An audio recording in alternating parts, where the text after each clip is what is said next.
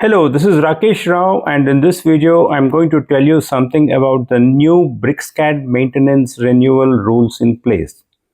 When you purchase BricsCAD for the first time, you get AMC or maintenance plan for exactly 1 year from the date of purchase.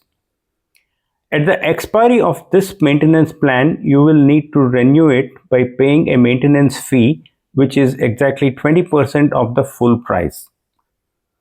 Now, as per the current rules, you can renew your maintenance up to 3 months prior to the expiry date or up to 7 days from the expiry date by paying the 20% fee.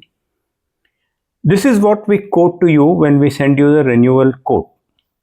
Beyond 7 days and until 30 days after the expiry, there will be a 10% uplift or increase in the renewal price. After 30 days from the expiry date, there will no longer be the maintenance renewal price. Instead, it becomes an upgrade to maintenance, which will cost you about 33% more than the maintenance price.